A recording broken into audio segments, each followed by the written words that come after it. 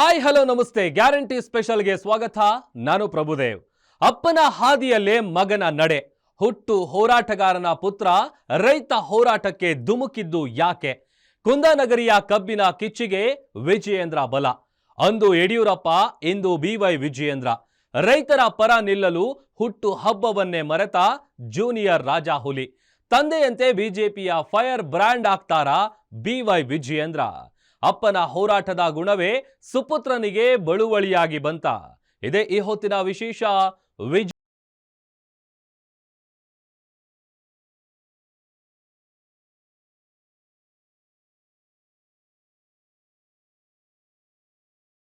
ಹೋರಾಟಕ್ಕೆ ಮತ್ತೊಂದು ಹೆಸರು.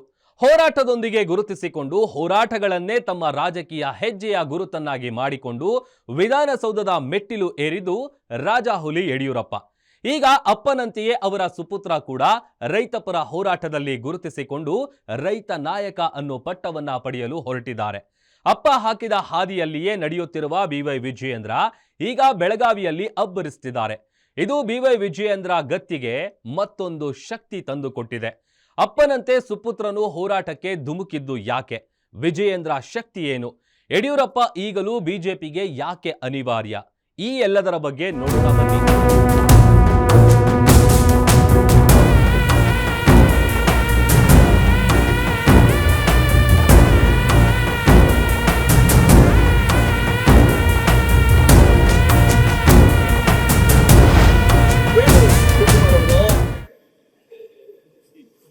ನಿಮ್ಮನ್ನ ಇನ್ನು ಕೆಲವೇ ತಿಂಗಳುಗಳಲ್ಲಿ ಕಾಂಗ್ರೆಸ್ ಅನ್ನುವಂತ ಹೆಸರನ್ನ ಇಲ್ಲದಂತೆ ಅಪ್ಪ ಮಕ್ಕಳು ಸೇರಿ ಮಾಡದೇ ಇದ್ದ ನನ್ನ ಯಡಿಯೂರಪ್ಪ ಅಂತ ನೀವು ಕರಿಬೇಡಿ.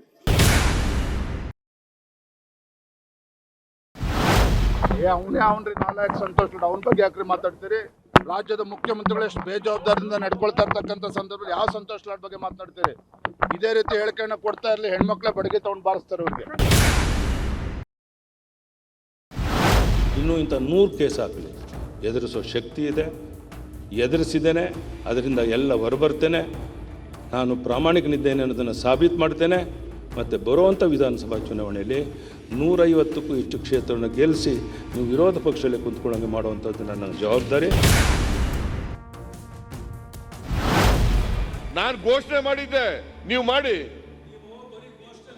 ಬಜೆಟ್ ನಲ್ಲಿ ಘೋಷಣೆ ಮಾಡಿದೆ, ಬರೀ ಘೋಷಣೆ ಅಲ್ಲ. ನಮ್ಗೆ ಅದೇ ವ್ಯತ್ಯಾಸ, ಬರೀ ಘೋಷಣೆ ಅಲ್ಲ, ಬಜೆಟ್ ನಲ್ಲಿ ಘೋಷಣೆ ಮಾಡಿದ್ದೆ. ಮಾಡಿ 1 ಕೋಟಿ ಮಾಡಿ. ಈಗ ಬಸವ ಕಲ್ಯಾಣದ ಇವ್ರ ಸರ್ಕಾರ ಬಂದ್ಮೇಲೆ ಎಷ್ಟು ಬಿಲ್ಡಿಂಗ್ ಕಾಂಗ್ರೆಸ್ ಪಕ್ಷದ ಹೈಕಮಾಂಡ್ಗೆ ಒಂದು ಕಪ್ಪ ಕಾಣಿಕೆಯನ್ನು ಸಲ್ಲಿಸುವ ಸಲುವಾಗಿ ಕರ್ನಾಟಕ ರಾಜ್ಯವನ್ನ ಒಂದು ATM ಆಗಿ ನೀವು ಮಾಡಿಕೊಂಡಿದ್ದೀರಿ. ಇದರ ಪರಿಣಾಮನೇ ಇವತ್ತು ರಾಜ್ಯದಲ್ಲಿ ಸಿದ್ದರಾಮಯ್ಯ ಮುಖ್ಯಮಂತ್ರಿಗಳೇನಿದ್ದಾರೆ ದಿನೇ ದಿನೇ ನಾಡಿನ ಜನತೆಯ ಮೇಲೆ ಬರೆ ಎಳಿತಕ್ಕಂಥ ಕೆಲಸವನ್ನು ಮಾಡ್ತಾ ಇದ್ದಾರೆ.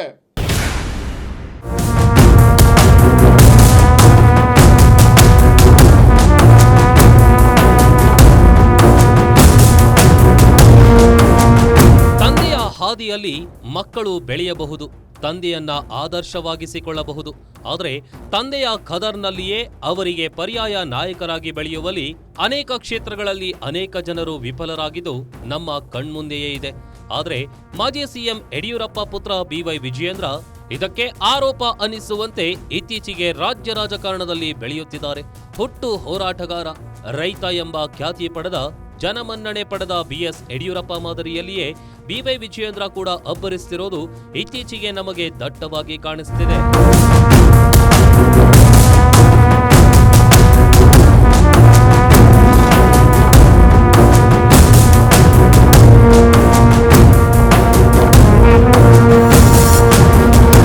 ಯಡಿಯೂರಪ್ಪ ಗುಡುಗಿದ್ರೆ ವಿಧಾನಸೌಧ ನಡುಗ್ತಿತ್ತು. ರಾಜ್ಯದಲ್ಲಿ BSY ತೋರಿಸಿದ್ರು ವಿಪಕ್ಷ ನಾಯಕನ ಗತ್ತು. ಒಂದು ಕಾಲದಲ್ಲಿ ರಾಜ್ಯ ರಾಜಕಾರಣದಲ್ಲಿ ಒಂದು ಮಾತು ಸದಾ ಚಾಲ್ತಿಯಲ್ಲಿತ್ತು. ಸದನದಲ್ಲಿ ಯಡಿಯೂರಪ್ಪ ಗುಡುಗಿದ್ರೆ ಇಡೀ ವಿಧಾನಸೌಧವೇ ನಡುಗುತ್ತೆ ಅಂತ. ಕಾರಣ, ಆಡಳಿತ ಪಕ್ಷಗಳನ್ನ ಹಣಿಯುವಲ್ಲಿ ಯಡಿಯೂರಪ್ಪ ನಿಸ್ಸೀಮರು. ಅವರ ಆಕ್ರಮಣಕಾರಿ ಮಾತು, ಮಾತಿನ ವೈಖರಿ, ಖಡಕ್ ಹೇಳಿಕೆಗಳು ಇಡೀ ವಿಧಾನಸೌಧದ ಕಲಾಪವನ್ನೇ ಅಲ್ಲಾಡಿಸಿ ಬಿಡುವಷ್ಟು ಪರಿಣಾಮಕಾರಿ. ವಿಪಕ್ಷ ನಾಯಕನ ಗತ್ತು ಹೇಗಿರಬೇಕು ಅನ್ನೋದಕ್ಕೆ ಮಾದರಿಯಾಗಿ ನಿಂತಿದ್ರು ರಾಜಾಹುಲಿ. ನಾನು ಘೋಷಣೆ ಮಾಡಿದ್ದೆ, ನೀವು ಮಾಡಿ. ಬಜೆಟ್ ನಲ್ಲಿ ಘೋಷಣೆ ಮಾಡಿದೆ, ಬರೀ ಘೋಷಣೆ ಅಲ್ಲ, ನಮ್ಗೆ ಅದೇ ವ್ಯತ್ಯಾಸ. ಬರೀ ಘೋಷಣೆ ಅಲ್ಲ, ಬಜೆಟ್ ನಲ್ಲಿ ಘೋಷಣೆ ಮಾಡಿದೆ. ಮಾಡಿ 1 ಕೋಟಿ ಮಾಡಿ. ಈಗ ಬಸವ ಕಲ್ಯಾಣದ ಸರ್ ಇವ್ರ ಸರ್ಕಾರ ಬಂದ್ಮೇಲೆ ಎಷ್ಟು ಬಿಲ್ಡಿಂಗ್ ರೈತಪರ ಹೋರಾಟದಲ್ಲಿ ಸದಾ ಮುಂದು ಬಿಎಸ್ವೈ. ಎಂದು ಮರೆಯಲಾಗದ ಬಗರ್ ಹುಕುಂ ಹೋರಾಟ. 1987ರಲ್ಲಿ ರಾಜ್ಯದಲ್ಲಿ ಬಿಜೆಪಿ ಅಂಬೆಗಾಲು ಇಡ್ತಿದ್ದ ಸಮಯವದು. ಆಗ ನಡೆದ ಬಗರ್ ಹುಕುಂ ರೈತರ ಪರ ಹೋರಾಟದಲ್ಲಿ ಬಿಎಸ್ವೈ ಪ್ರಮುಖ ಪಾತ್ರ ನಿರ್ವಹಿಸಿದ್ರು. ತಮ್ಮದೇ ನೇತೃತ್ವದಲ್ಲಿ ಹೋರಾಟ ನಡೆಸಿ ಸೈಕಲ್ ಜಾಥಾ ಮೂಲಕ ಶಿಕಾರಿಪುರ ತಾಲೂಕಿನಾದ್ಯಂತ ಸಂಚರಿಸಿ ಬರ ಪರಿಸ್ಥಿತಿ ಅಧ್ಯಯನ ಮಾಡಿ ಸರ್ಕಾರದ ಗಮನಕ್ಕೆ ತಂದರಲ್ಲದೆ ಉಗ್ರ ಹೋರಾಟದ ಮೂಲಕ ಸಂತ್ರಸ್ತರಿಗೆ ನ್ಯಾಯ ಕೊಡಿಸುವಲ್ಲಿ ಸಫಲರಾದರು. ಅಂದಿನಿಂದಲೇ ಯಡಿಯೂರಪ್ಪನವರಿಗೆ ರೈತಪರ ನಾಯಕ ಎಂಬ ಹೆಸರು ಖಾಯಂ ಆಗಿ ಉಳಿದುಕೊಂಡಿತು. ರೈತರ ಹೆಸರಿನ ಮೇಲೆ ಪ್ರಮಾಣ ವಚನ ಸ್ವೀಕರಿಸಿದ ಮೊದಲ ಮುಖ್ಯಮಂತ್ರಿ ಇದೇ ಯಡಿಯೂರಪ್ಪ.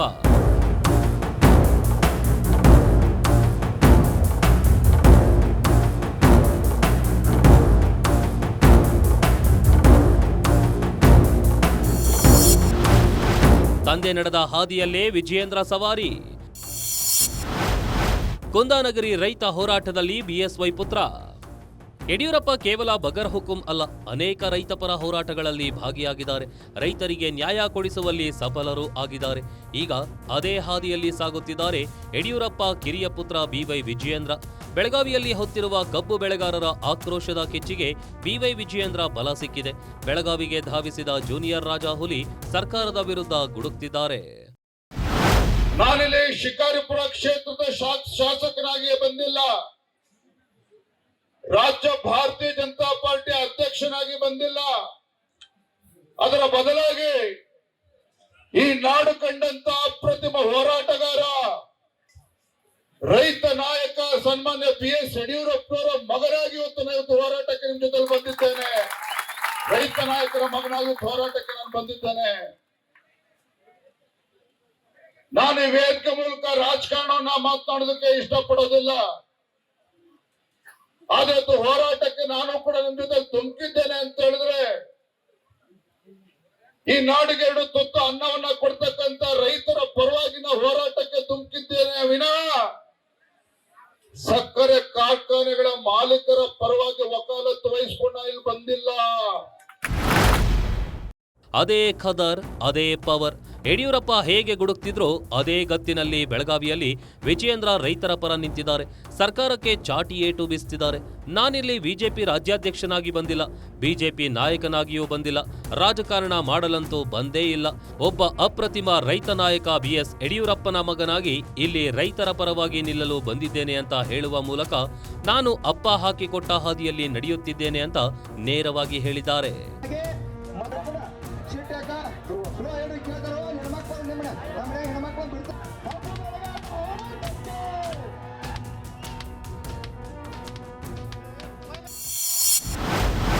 ವಿಜಯೇಂದ್ರ ಅಬ್ಬರಕ್ಕೆ ಎಚ್ಚೆತ್ತುಕೊಂಡ ರಾಜ್ಯ ಸರ್ಕಾರ.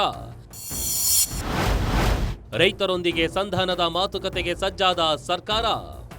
ಬೆಳಗಾವಿ ಜಿಲ್ಲೆಯಲ್ಲಿ ಕಬ್ಬು ಬೆಳೆಗಾರರು ಕೇಂದ್ರ ಸರ್ಕಾರ ನಿಗದಿಪಡಿಸಿರುವ ಬೆಂಬಲ ಬೆಲೆಯನ್ನ ಜಾರಿಗೆ ತನ್ನಿ ಅಂತ ಕಳೆದ 7 ದಿನಗಳಿಂದ ಹೋರಾಟ ನಡೆಸುತ್ತಿದ್ದಾರೆ. ಅವರ ಹೋರಾಟ ಕೇವಲ ಅರಣ್ಯಾರೋಧನವಾಗಿದ್ದಷ್ಟೇ ಬಂತು. ಯಾರೊಬ್ಬರೂ ಈ ಬಗ್ಗೆ ತುಟಿಕ್ ಪಿಟಿಕ್ ಅನ್ಲಿಲ್ಲ. ಸರ್ಕಾರ ರೈತರ ಹೋರಾಟದ ಬಗ್ಗೆ ಮಾತನಾಡಲಿಲ್ಲ. ಯಾವಾಗ ರೈತರ ಹೋರಾಟದ ಕಾವಿಗೆ ಬಿವೈ ವಿಜಯೇಂದ್ರ ಎಂಟ್ರಿ ಆಯಿತೋ ಅಲ್ಲಿ ಅಬ್ಬರದ ಭಾಷಣಗಳು ಆಡಲು ಆರಂಭಿಸಿದ್ರು. ಕೂಡಲೇ ಸರ್ಕಾರ ಎಚ್ಚೆತ್ತುಕೊಂಡಿದೆ. ರೈತರೊಂದಿಗೆ ಸಂಧಾನದ ಮಾತುಕತೆ ನಡೆಸಲು ಗ್ರೀನ್ ಸಿಗ್ನಲ್ ನೀಡಿದೆ. ಈ ಮೂಲಕ ವಿಜಯೇಂದ್ರ ತಮ್ಮ ತಾಕತ್ತು ಏನು ಅನ್ನೋದನ್ನ ಒಂದು ಹಂತದಲ್ಲಿ ಪರಿಚಯಿಸಿದ್ದಾರೆ.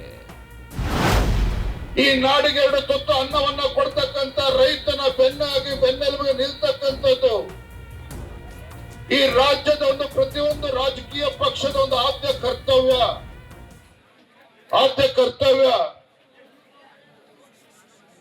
ಕಳೆದ 6 ದಿನಗಳಿಂದ ಬೆಳಗಾವಿ, ಬಾಗಲಕೋಟೆ, ಬಿಜಾಪುರ 3 ಜಿಲ್ಲೆಗಳ ಕಬ್ಬು ಬೆಳೆಗಾರರು ಕಬ್ಬಿನ ಬೆಲೆ ನಿಗದಿ ಮಾಡಬೇಕು, ತಮ್ಮ ನ್ಯಾಯಯುತವಾಗಿರ್ತಕ್ಕಂಥ ಬೇಡಿಕೆಗೆ ನಾವು ಕೂಡ ಧ್ವನಿಗೂಡಿಸಬೇಕು ಅಂತ ಹೇಳಿ ನಾವಿವತ್ತು ಬಂದಿರತಕ್ಕಂಥದ್ದು. ರೈತರ ಹೋರಾಟದಲ್ಲೇ 50ನೇ ಹುಟ್ಟುಹಬ್ಬ.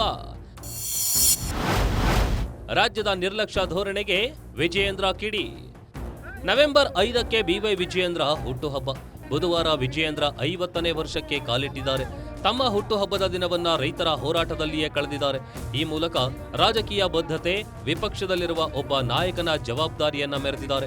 ಕಳೆದ 7 ದಿನಗಳಿಂದ ಹೋರಾಟ ನಡೀತಾ ಇದ್ರೂ ಕೂಡ ರೈತರ ಬಗ್ಗೆ ಗಮನ ಕೊಡದ ರಾಜ್ಯ ಸರ್ಕಾರದ ವಿರುದ್ಧ ಕಿಡಿಕಾರಿದ ಬಿವೈ ವಿಜಯೇಂದ್ರ ರಾಜ್ಯ ಸರ್ಕಾರ ತಕ್ಷಣ ಸ್ಪಂದಿಸಬೇಕು ಅಂತಲೂ ಆಗ್ರಹಿಸಿದ್ದಾರೆ. ಕಬ್ಬು ಬೆಳೆಗಾರರು ರೈತರು ಕಳೆದ 6 ದಿನಗಳಿಂದ ಬೀದಿಗಿಳಿದು ಹೋರಾಟವನ್ನೇನು ಮಾಡ್ತಾ ಇದ್ದಾರೆ. ಇದ್ರ ಬಗ್ಗೆ ರಾಜ್ಯ ಸರ್ಕಾರದ ಒಂದು ರೀತಿ ನಿರ್ಲಕ್ಷ್ಯ ಧೋರಣೆ ಏನಿದೆ ಇದು ಖಂಡಿತ ಸರಿಯಲ್ಲ. ನಾನು ಅದು ಬಲವಾಗಿ ಖಂಡಿಸ್ತೇನೆ. ಇಂಥ ಉರಿ ಬಿಸಿಲಿನಲ್ಲೂ ಸಹ ಕಬ್ಬು ಬೆಳೆಗಾರರು ನಿರಂತರವಾಗಿ ಹೋರಾಟ ಮಾಡ್ತಾ ಇದ್ದಾರೆ ಅಂತ ಹೇಳಿದ್ರೆ ಅದನ್ನು ಅರ್ಥ ಮಾಡಿಕೊಂಡು ತತ್ಕ್ಷಣ ಸ್ಪಂದನೆ ಮಾಡುವಂಥ ಕೆಲಸ ಆಗಬೇಕಾಗಿತ್ತು. ದುರಂತ ಅಂತ ಹೇಳಿದ್ರೆ ಅದು ಆಗಿಲ್ಲ. ನಾನು ಕೂಡ ದೃಶ್ಯ ಮಾಧ್ಯಮಗಳಲ್ಲಿ, ಪತ್ರಿಕೆಗಳಲ್ಲಿ ಹೋರಾಟವನ್ನು ಗಮನಿಸಿದಾಗ ಸರ್ಕಾರ ಇವತ್ತು ಬರುತ್ತೆ, ನಾಳೆ ಬರುತ್ತೆ ಅಂತ ನಾನು ಕೂಡ ಕಾದು ನೋಡ್ತಾ ಇದ್ದೆ. ಇದರಲ್ಲಿ ರಾಜಕೀಯ ಮಾಡುವಂಥ ಅವಶ್ಯಕತೆ ಇಲ್ಲ. ನಿನ್ನೆನೂ ಕೂಡ ನಾನು ಪ್ರತಿಭಟನಾಕಾರರಲ್ಲಿ ಅದನ್ನೇ ಹೇಳಿರುವಂಥದ್ದು. ನಾನು ಇಲ್ಲಿ ರಾಜ್ಯದ ಅಧ್ಯಕ್ಷನಾಗಲ್ಲ, ಶಾಸಕನಾಗಲ್ಲ, ರೈತ ನಾಯಕ ಯಡಿಯೂರಪ್ಪವ್ರ ಮಗ ಆಗಿ ಬಂದಿದ್ದೇನೆ ಅಂತೇಳಿ. ಅದರ ಉದ್ದೇಶ ರೈತನ ವಿಚಾರದಲ್ಲಿ ಯಾರೂ ಕೂಡ ರಾಜಕಾರಣ ಮಾಡಬಾರ್ದು. ರೈತರ ಪ್ರತಿಭಟನೆ ಜೊತೆಗೂ ಅನೇಕ ಹೋರಾಟ. ಮೂಡಾ ಹಗರಣ, ಧರ್ಮಸ್ಥಳ ಕೇಸ್ನಲ್ಲೂ ನೇತೃತ್ವ. ಯಡಿಯೂರಪ್ಪ ಪುತ್ರ ವಿಜಯೇಂದ್ರ ಈಗ ನಡೀತಿರೋ ರೈತರ ಪ್ರತಿಭಟನೆಯಲ್ಲಿ ಮಾತ್ರ ಹೋರಾಟಗಾರರಾಗಿ ಗುರುತಿಸಿಕೊಂಡಿಲ್ಲ. ಈ ಹಿಂದೆ ಸಿಎಂ ಸಿದ್ದರಾಮಯ್ಯ ಮೇಲೆ ಮೂಡಾ ಸೈಟ್ ಹಗರಣ ಬಂದಾಗ ಮೈಸೂರು ಪಾದಯಾತ್ರೆ ಮಾಡಿ ಗಮನ ಸೆಳೆದಿದ್ರು. ವಾಲ್ಮೀಕಿ ಹಗರಣದ ವಿಚಾರದಲ್ಲಿಯೂ ಕೂಡ ಸರ್ಕಾರದ ವಿರುದ್ಧ ಪ್ರತಿಭಟನೆ ನಡೆಸಿದ್ರು. ಆರ್ಸಿಬಿ ಕಪ್ ಗೆದ್ದ ವೇಳೆ ಚಿನ್ನಸ್ವಾಮಿ ಕ್ರೀಡಾಂಗಣದಲ್ಲಾದ ಕಾಲ್ತುಳಿತದ ವಿಚಾರದಲ್ಲಿಯೂ ಸರ್ಕಾರದ ವಿರುದ್ಧ ಆಕ್ರೋಶ ಹೊರಹಾಕಿದ್ರು. ಧರ್ಮಸ್ಥಳದ ವಿರುದ್ಧ ನಡೆದ ಷಡ್ಯಂತ್ರವನ್ನು ಖಂಡಿಸಿ ಧರ್ಮಸ್ಥಳಕ್ಕೆ ತೆರಳಿ ಬೃಹತ್ ಸಮಾವೇಶ ಮಾಡೋ ಮೂಲಕ ಗಮನ ಸೆಳೆದಿದ್ರು.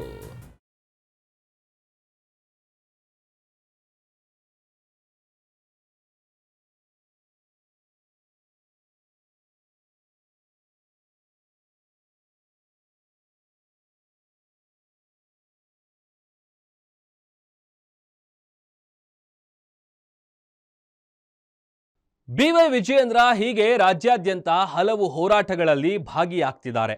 ಅಪ್ಪನ ಸ್ಥಾನ ತುಂಬುವುದರ ಭರವಸೆಯ ಜೊತೆಗೆ ಕೇಂದ್ರದ ಕಮಲ ನಾಯಕರಿಗೆ ನಾನು ರಾಜ್ಯ ಬಿಜೆಪಿಗೆ ಹೇಗೆ ಅನಿವಾರ್ಯ ಅನ್ನೋ ಸಂದೇಶವನ್ನ ಕೊಡ್ತಿದ್ದಾರೆ. ರಾಜ್ಯ ಬಿಜೆಪಿಗೆ ವಿಜಯೇಂದ್ರ ಎಷ್ಟು ಅನಿವಾರ್ಯ? ಅವರ ತಾಕತ್ತು ಅಮಿತ್ ಶಾ, ಮೋದಿ ಅವರಿಗೆ. ಯಡಿಯೂರಪ್ಪ ಅಂದ್ರೆ ಬಿಜೆಪಿ, ಬಿಜೆಪಿ ಅಂದ್ರೆ ಯಡಿಯೂರಪ್ಪ ಅನ್ನೋ ಸ್ಥಿತಿ ರಾಜ್ಯ ಬಿಜೆಪಿಯಲ್ಲಿ ನಿರ್ಮಾಣವಾಗಿ ದಶಕಗಳೇ ಸಂದಿವೆ. ಯಡಿಯೂರಪ್ಪಗೆ ಪರ್ಯಾಯ ನಾಯಕರಾಗಿ ಬೆಳೆಯುವಲ್ಲಿ ಯಾರೂ ಕೂಡ ಯಶಸ್ಸು ಆಗಲಿಲ್ಲ. ಈಗ ವಿಜಯೇಂದ್ರ ಅಂತಹದ್ದೊಂದು ಭರವಸೆ ಮೂಡಿಸುತ್ತಿದ್ದಾರೆ. ವಿರೋಧಗಳ ನಡುವೆಯೂ ಕೂಡ ವಿಜಯೇಂದ್ರ ಚಾರ್ಮ್ ಹೆಚ್ಚುತ್ತಲೇ ಇದೆ. ಇನ್ನು ಬಿಜೆಪಿಗೂ ಕೂಡ ವಿಜಯೇಂದ್ರ ಅನಿವಾರ್ಯವೇ? ಅದಕ್ಕೆ ಕಾರಣ ಏನು? ಕೇಂದ್ರ ನಾಯಕರು ವಿಜಯೇಂದ್ರನನ್ನ ಅಷ್ಟೊಂದು ಗಂಭೀರವಾಗಿ ಪರಿಗಣಿಸಿದ್ದು ಯಾಕೆ? ಇಲ್ಲಿದೆ ನೋಡಿ ಅದರ ಡೀಟೇಲ್.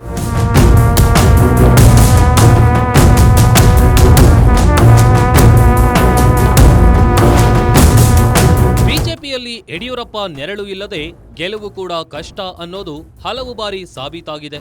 ದಕ್ಷಿಣ ಭಾರತದ ಒಂದೇ ಒಂದು ರಾಜ್ಯದಲ್ಲಿ ಬಿಜೆಪಿ ಅಧಿಕಾರ ನಡೆಸಿದ್ದು ಅದು ಕರ್ನಾಟಕದಲ್ಲಿ ಮಾತ್ರ. 2 ಬಾರಿ ಬಿಜೆಪಿ ಕರ್ನಾಟಕದಲ್ಲಿ ಅಧಿಕಾರಕ್ಕೆ ಬರಲು ಯಡಿಯೂರಪ್ಪನವರ ಹೋರಾಟ ಹಾಗೂ ಸಂಘಟನಾ ಶಕ್ತಿಯೇ ಕಾರಣ. ಯಡಿಯೂರಪ್ಪರನ್ನ ಆಚೆ ಇಟ್ಟು ಚುನಾವಣೆಗೆ ಹೋದಾಗಲೆಲ್ಲ ಬಿಜೆಪಿ ಹೀನಾಯವಾಗಿ ಸೋತ ಇತಿಹಾಸವಿದೆ.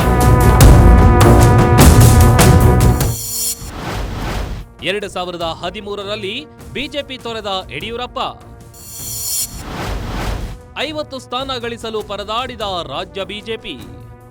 2013ರಲ್ಲಿ ಸಿಎಂ ಸ್ಥಾನದಿಂದ ಕೆಳಗಿಳಿದ ಬಳಿಕ ಬಿಎಸ್ ಯಡಿಯೂರಪ್ಪ ಬಿಜೆಪಿಯೊಂದಿಗೆ ಮುನಿಸಿಕೊಂಡು ಕೆಜಿಪಿ ಅನ್ನೋ ಪ್ರಾದೇಶಿಕ ಪಕ್ಷ ಕಟ್ಟಿ ಚುನಾವಣಾ ಅಖಾಡಕ್ಕೆ ಇಳಿದಿದ್ರು.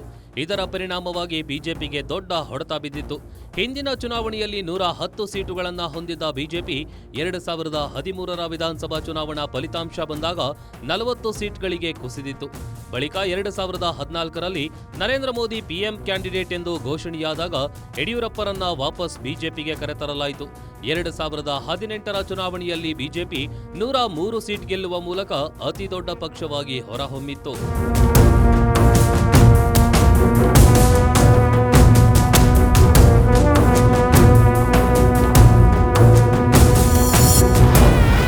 2021ರಲ್ಲಿ ಸಿಎಂ ಸ್ಥಾನದಿಂದ ಕೆಳಗಿಳಿದ ಬಿಎಸ್ವೈ. ಕೇಂದ್ರ ನಾಯಕರ ಲೆಕ್ಕಾಚಾರವೆಲ್ಲ ಉಲ್ಟಾಪಲ್ಟಾ. ಬಿಜೆಪಿಯಲ್ಲಿರುವ ಅಲಿಖಿತ ನಿಯಮದ ಪ್ರಕಾರ 75 ವರ್ಷ ತಲುಪಿದವರು ನಿವೃತ್ತಿ ಹೊಂದಬೇಕು ಅಂತ. ಅದೇ ಪ್ರಕಾರ ಬಿಎಸ್ ಯಡಿಯೂರಪ್ಪ 26 ಜುಲೈ 2021ರಂದು ತಾವು ಸಿಎಂ ಸ್ಥಾನದಿಂದ ಕೆಳಗಿಳಿತಾ ಇರೋದಾಗಿ ಘೋಷಿಸಿದ್ರು. ಆ ವೇಳೆ ಕಣ್ಣೀರು ಕೂಡ ಹಾಕಿದ್ರು. ಇದು ಬಿಜೆಪಿಗೆ ದೊಡ್ಡ ಮುಳುವಾಯಿತು. 2018ರ ಚುನಾವಣೆಯಲ್ಲಿ 2013ರಲ್ಲಿ ತಿಂದ ಹೊಡೆತವನ್ನೇ ಬಿಜೆಪಿ ತಿಂದಿತ್ತು. 103 ಸ್ಥಾನ ಗೆದ್ದಿದ್ದ ಬಿಜೆಪಿ 60ರ ಗಡಿ ದಾಟುವಲ್ಲಿ ಏದುಸಿರು ಬಿಟ್ಟಿತ್ತು. ತೀರ್ಮಾನ ಮಾಡಿದ್ದೇನೆ, ಎಲ್ಲರೂ ಊಟ ಮಾಡಿದ ನಂತರ ರಾಜಭವನಕ್ಕೆ ಹೋಗಿ ಮುಖ್ಯಮಂತ್ರಿ ಸ್ಥಾನಕ್ಕೆ ರಾಜೀನಾಮೆ ಕೊಡಬೇಕು ಅಂತ ತೀರ್ಮಾನ ಮಾಡಿದ್ದೇನೆ.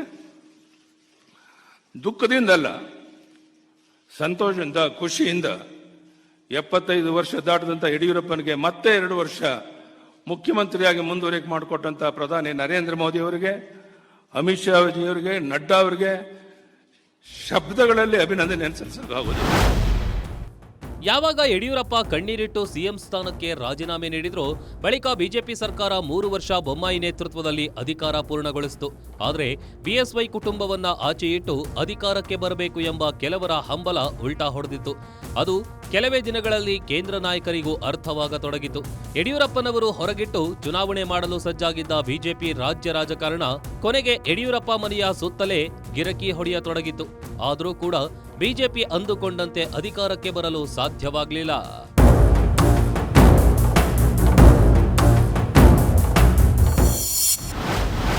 ಅಂದು ಬಿಎಸ್ವೈ, ಇಂದು ಬಿವೈವಿ ಅನಿವಾರ್ಯ. ವಿರೋಧಗಳಿದ್ರೂ ಬಿಜೆಪಿಗೆ ಬೇಕೇ ಬೇಕು ವಿಜಯೇಂದ್ರ. ಹೌದು, ಇದು ಕೇಂದ್ರ ನಾಯಕರಿಗೆ ಈಗಾಗಲೇ ಗೊತ್ತಾಗಿದೆ. ವಿಜಯೇಂದ್ರ ಅಥವಾ ಯಡಿಯೂರಪ್ಪ ಕುಟುಂಬ ಆಚೆ ಇಟ್ಟು ಕರ್ನಾಟಕದಲ್ಲಿ ಬಿಜೆಪಿ ರಾಜಕಾರಣ ಮಾಡಲು ಸಾಧ್ಯವಿಲ್ಲ ಅಂತ. ಅದಕ್ಕೆ ಕಾರಣ ಎಲ್ಲಾ ಕಡೆಯೂ ಸಲ್ಲುವ ನಾಯಕರ ಕೊರತೆ ಸದ್ಯ ಬಿಜೆಪಿಯಲ್ಲಿ ಕಾಡ್ತಿದೆ.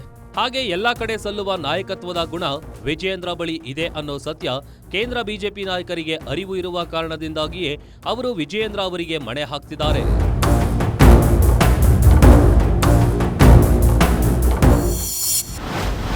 ವಿಜಯೇಂದ್ರಗೆ ಬಂತು ದೆಹಲಿಯಿಂದ ಕರೆ. ಕೇಂದ್ರ ಸಚಿವ ಅಮಿತ್ ಶಾರಿಂದ ಬರ್ತ್ಡೇ ವಿಶ್. ಹೌದು, ಮೋದಿ ಮತ್ತು ಅಮಿತ್ ಶಾಗೂ ವಿಜಯೇಂದ್ರ ಗತ್ತು ಏನು ಅಂತ ಗೊತ್ತು. ಹೀಗಾಗಿಯೇ ಅವರನ್ನ ಪಕ್ಷದಲ್ಲಿ ಉದಾಸೀನ ಮಾಡುವ ಸ್ಥಿತಿಯಲ್ಲಿ ಅವರಿಲ್ಲ. ಅದೇ ಕಾರಣದಿಂದ ನೂರಾರು ವಿರೋಧಗಳು ಪಕ್ಷದಲ್ಲಿಯೇ ಕಂಡು ಬಂದರೂ ಕೂಡ ವಿಜಯೇಂದ್ರ ರಾಜ್ಯಾಧ್ಯಕ್ಷ ಸ್ಥಾನಕ್ಕೆ ಮುಕ್ಕು ಬಂದಿಲ್ಲ. ಇಂದಿಗೂ ಕೂಡ ಕೇಂದ್ರ ನಾಯಕರು ವಿಜಯೇಂದ್ರಗೆ ಪ್ರಾಮುಖ್ಯತೆ ನೀಡುತ್ತಾರೆ. ಅವರ ವಿರುದ್ಧ ನಿಂತವರು ಈಗಾಗಲೇ ಪಕ್ಷದಿಂದಲೇ ಉಚ್ಚಾಟನೆಗೊಂಡ ಉದಾಹರಣೆಗಳು ಇವೆ. ಬುಧವಾರ ಖುದ್ದು ಕೇಂದ್ರ ಗೃಹ ಸಚಿವ ಅಮಿತ್ ಶಾ ಕರೆ ಮಾಡಿ ವಿಜಯೇಂದ್ರಗೆ ಬರ್ತ್ಡೇ ವಿಶ್ ಮಾಡಿದ್ದು ಹೈಕಮಾಂಡ್ಗೆ ವಿಜಯೇಂದ್ರ ಎಷ್ಟು ಮುಖ್ಯ ಅನ್ನೋದು ತಿಳಿಸುತ್ತೆ. जी प्रणाम सर, थैंक यू, प्रणाम sir, thank you sir, thank you. हाँ सर, इधर बेलगाम में प्रोटेस्ट चल रहा है सर फार्मर्स का, पिछले 6 दिन से उन्हीं के साथ हूँ sir. Yes, thank you sir, आपका आशीर्वाद सर। ಕೇಂದ್ರ ನಾಯಕರಿಗೆ ವಿಜಯೇಂದ್ರ ಅನಿವಾರ್ಯವಾಗಿ ಉಳಿದಿದ್ದು ಯಾಕೆ? ಅವರದೇ ನೇತೃತ್ವ ರಾಜ್ಯಕ್ಕೆ ಬೇಕಾಗಿರೋದ್ರ ಹಿಂದಿನ ಕಾರಣವೇನು ಅನ್ನೋದನ್ನ ನೋಡ್ತಾ ಹೋಗೋದಾದ್ರೆ ಹಲವು ವಿಚಾರಗಳು ತೆರೆದುಕೊಳ್ತಾ ಹೋಗುತ್ತವೆ. ಮೊದಲ ಕಾರಣ ಅಂದ್ರೆ ಮಾಸ್ ಅಪೀಲ್ ಇಲ್ಲದ ಬೇರೆ ಬಿಜೆಪಿ ನಾಯಕರು. ಕೇವಲ ಕ್ಷೇತ್ರಕ್ಕೆ ಸೀಮಿತರಾದ ನಾಯಕರು ಮಾತ್ರ ಬಿಜೆಪಿಯಲ್ಲಿರೋದೇ ಅಸಲಿ ಕಾರಣ.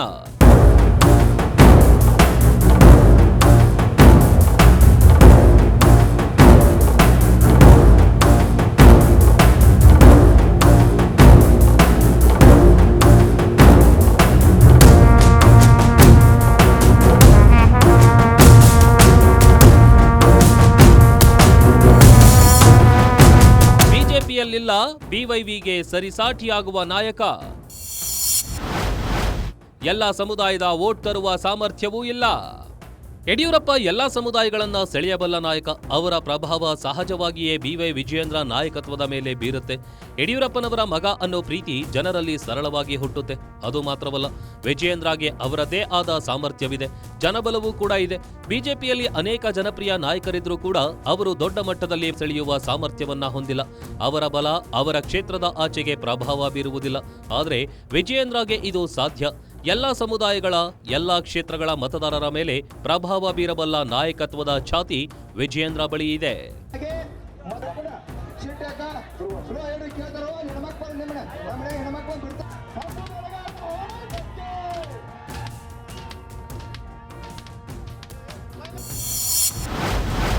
ಎಲ್ಲ ಕ್ಷೇತ್ರಗಳಿಗೂ ಪರಿಚಯ ಇರೋ ಏಕೈಕ ನಾಯಕ.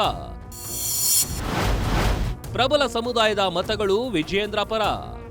ಯಡಿಯೂರಪ್ಪ ಸಿಎಂ ಸ್ಥಾನದಿಂದ ಕೆಳಗಿಳಿದ ಅಥವಾ ಕೆಳಗಿಳಿಸಿದ ಬಳಿಕ ಲಿಂಗಾಯತ ಸಮುದಾಯದಲ್ಲಿ ದೊಡ್ಡದೊಂದು ಆಕ್ರೋಶ ಸೃಷ್ಟಿಯಾಯಿತು. ಕರ್ನಾಟಕದಲ್ಲಿ ಅತ್ಯಂತ ಪ್ರಬಲ ಸಮುದಾಯದಲ್ಲಿ ಲಿಂಗಾಯತ ಸಮುದಾಯವೂ ಕೂಡ ಒಂದು.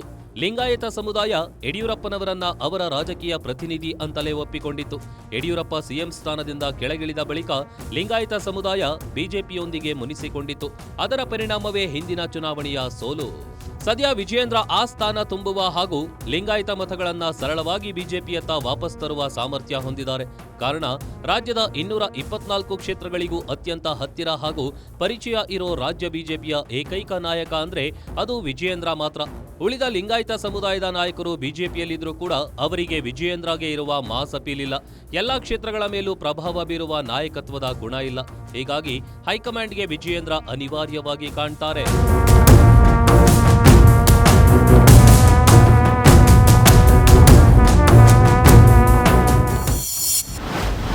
ಸಂಘಟನೆ ಮಾಡಿ ಅನುಭವ ಇರೋ ವಿಜಯೇಂದ್ರ. ಈ ಹಿಂದೆ ಹಲವು ಬೈ ಎಲೆಕ್ಷನ್ ಗೆದ್ದ ಅನುಭವ. ವಿಜಯೇಂದ್ರ ಕೇವಲ ಯಡಿಯೂರಪ್ಪನವರ ಮಗ ಅನ್ನೋ ಕಾರಣಕ್ಕೆ ಮಾತ್ರ ಇಲ್ಲಿ ಮಾನ್ಯತೆ ಸಿಗ್ತಿಲ್ಲ. ಅದರ ಬದಲು ಅವರು ತಳಮಟ್ಟದಿಂದ ಪಕ್ಷವನ್ನ ಸಂಘಟನೆ ಮಾಡ್ಕೊಂಡು ಬಂದಿದ್ದಾರೆ. ಒಂದೊಂದೇ ಮೆಟ್ಟಿಲನ್ನ ಏರುತ್ತಾ ಈಗ ರಾಜ್ಯಾಧ್ಯಕ್ಷ ಸ್ಥಾನವನ್ನ ಅಲಂಕರಿಸಿದ್ದಾರೆ. ಈ ಹಿಂದೆ ರಾಜ್ಯ ಬಿಜೆಪಿ ಯುವ ಮೋರ್ಚಾದಲ್ಲಿ ಕಾರ್ಯನಿರ್ವಹಿಸಿದ ವಿಜಯೇಂದ್ರ ರಾಜ್ಯ ಬಿಜೆಪಿ ಪ್ರಧಾನ ಕಾರ್ಯದರ್ಶಿಯಾಗಿಯೂ ಕಾರ್ಯನಿರ್ವಹಿಸಿದ್ರು. ಬಳಿಕ ಅವರಿಗೆ ರಾಜ್ಯಾಧ್ಯಕ್ಷ ಸ್ಥಾನ ದೊರಕಿದೆ. ಈ ಹಿಂದೆ ಶಿರಾ ಹಾಗೂ ಕೆಆರ್ಪೇಟೆಯಲ್ಲಿ ಬೈ ಎಲೆಕ್ಷನ್ ಗೆಲ್ಲಿಸಿಕೊಂಡು ಬಂದ ಕೀರ್ತಿಯೂ ಕೂಡ ವಿಜಯೇಂದ್ರಾಗಿದೆ. ಅಲ್ಲದೆ ಸಂಪನ್ಮೂಲ ಕ್ರೋಢೀಕರಣ, ಕಠಿಣ ಪರಿಸ್ಥಿತಿಗಳನ್ನ ನಿಭಾಯಿಸುವ ಕಲೆ ಹಾಗೂ ವಯಸ್ಸು ಕೂಡ ವಿಜಯೇಂದ್ರಗೆ ಸಾಥ್ ನೀಡಿವೆ. ಹೀಗಾಗಿ ರಾಜ್ಯ ಬಿಜೆಪಿಗೆ ವಿಜಯೇಂದ್ರ ಸಾರಥ್ಯ ಅನಿವಾರ್ಯ ಅನ್ನೋದು ಹೈಕಮಾಂಡ್ಗೂ ಕೂಡ ಗೊತ್ತು. ಅದಕ್ಕೆ ದೊಡ್ಡ ಸಾಕ್ಷಿ ಅಮಿತ್ ಶಾ ಬರ್ತ್ಡೇ ವಿಶ್.